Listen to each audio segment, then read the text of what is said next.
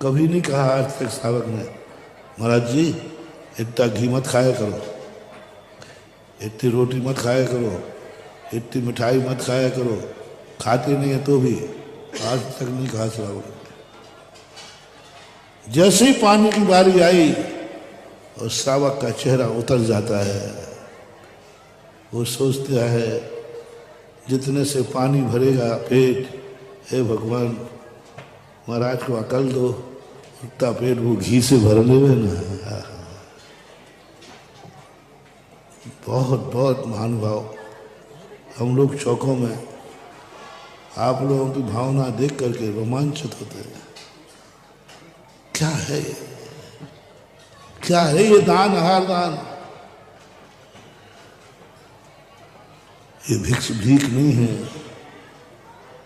कि कम से कम देना पड़े,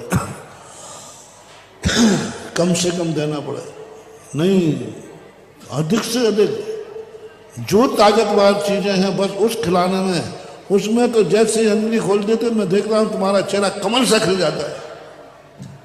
हाँ ये है महाराज, हाँ ये लो, थोड़ा और लो और लो। मैं सोचता हूं क्यों भैया, क्यों हमें क्यों गरिष्ठ बना के बलिष्ठ बनाना चाहते हो? ओहो, अब पता चला तुम्हारी बनियाई गिरी। बनिया कहीं जबरदस्ती करे तो समझ लेना उसको कहीं ना कहीं लाभ तो है, वो अपने बिना लाभ के कभी कुछ कर ही, और उसकी यही धारणा है जो नारी जाति की है कि हमारा घर का पुरुष यदि बलिष्ठ रहेगा तो हमारा परिवार सुरक्षित रहेगा। यही भक्त कहता है मेरा गुरु बलिष्ठ रहेगा तो हमारा धर्म और समाज सुरक्षित रहेगी। गुरु स्वस्थ रहे, गुरु बलिष्ठ रहे, गुरु की दृष्टि, आप अपनी इतनी इच्छा नहीं करते। यदि महाराज को बुखार आ जाए तो कई लोग कहते हैं भगवान बुखार दे नहीं तो मुझे दे दो, मेरे महाराज को स्वस्थ करो। हमने ऐसे उदाहरण सुने हैं कि महाराज को और स्वयं में किसी एक को मरना है तो भक्त कहता है हे मौत मुझे मार दे, मेरे महाराज को जिंदा रख दे, क्योंकि इनसे मौत। गुरु जितना बलिष्ठ होगा, गुरु की दृष्टि जितनी तेज होगी, उतनी जगत की सुरक्षा है। गुरु के पैरों में जितनी ताकत है उतनी ही जगत तीर्थ बनेगा, उतनी विहार होगा। पैरों में ताकत रहेगी, महाराज जी विहार करेंगे और जहां जहां विहार करेंगे वो जग तीर्थ होता जाएगा। इसलिए तुम्हारा मन है कि इनके पैरों में ताकत बनी रहे, इनका विहार न रुके। भक्त अपने गुरु के पैरों को बलिष्ठ चाहता है, शरीर को बलिष्ठ चाहता है। क्यों? कारण क्या? सुरक्षा। गुरु बलिष्ठ रहेगा, हम सबकी सुरक्षा है। गुरु का दिमाग तेज होगा, महानुभाव शिष्य को ज्ञानी होना जरूरी नहीं, गुरु ज्ञानी है तो मूर्खानंद का भी बेड़ा पार हो जाता है। गुरु को मैंने आज तक अज्ञानी नहीं सुना, शिष्य को तो सुना है। ऐसा कोई गुरु हमें देखने में नहीं आया शास्त्रों में जिस गुरु को नमोकार मंत्र नहीं आता था, जिस गुरु को कुछ भी नहीं आता था, नमोकार मंत्र भी नहीं आता था, ऐसा कोई अभी तक मुझे गुरु नहीं मिला। किसी का शिष्य का गुरु दीक्षा देने वाला इतना अज्ञानी हो, अभी तो आप लोगों को कहीं मिले कि ये गुरु दीक्षा दे रहा है और उस गुरु को कोई ज्ञान नहीं है, कुछ भी ज्ञान नहीं, कुछ भी ज्ञान नहीं। लेकिन शिष्य को देखा गया है शिवभूति जैसे, कुछ भी ज्ञान नहीं है।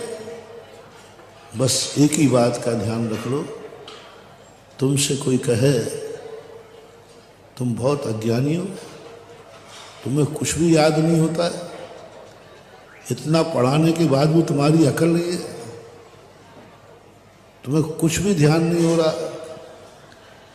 तुम्हें 24 भगवान के नाम चिन्ह भी याद नहीं हो रहे, कुछ भी याद नहीं, तुम ऐसे मूर्ख हो, कैसे कल्याण होगा?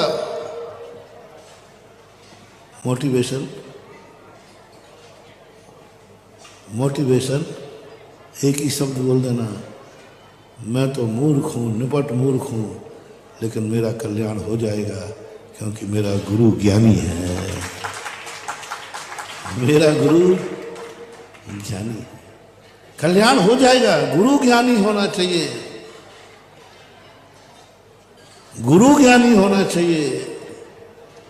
ज्ञानी गुरु मिले तो बाता मैं करा, राजस्थान में एक भजन गाते हैं, ज्ञानी गुरु मिले तो बाता मैं करा, मैं बातें करूंगा, ज्ञानी गुरु मिले तो सही। कहाँ है वो ज्ञानी गुरु? दिन भर यहाँ वहां की चर्चाएं, संसार सारी चर्चाएं यहाँ की, तत्व की चर्चा, ज्ञान की चर्चा। सच्चा ज्ञानी त्यागी वृत्ति को यहाँ वहाँ की बातों का समय ही नहीं रहता, मानो समय ही नहीं होता उनको। कहाँ है उसके पास समय? ज्ञान का भंडार है, सुख का पार नहीं है और अपनी बुद्धि दुर्बुद्धि है। कैसे मिल जाता है साधुओं को यहाँ वहाँ की बातें करने? कैसे मिल जाता है त्यागी वृत्तियों को यहाँ वहाँ की चर्चाएं करने? यहाँ वहाँ झांकने का समय कैसे मिल जाता है? पता नहीं, मुझे नहीं दिखता कि इनको तत्व ज्ञान हुआ है, तत्व दृष्टि हुई है। हमेशा गुरु को ज्ञानी गुरु ढूंढना, तुम ज्ञानी बनो या ना बनो, शिवभूति को बस एक ही बात कहते थे, तुझे कुछ भी ज्ञान नहीं। गुरु ने भी ये कहा, जा, तुझे तेरा कल्याण नहीं हो सकता, तू बहुत मूर्ख है। बोले गुरुदेव हो जाएगा क्योंकि मेरा गुरु ज्ञानी है।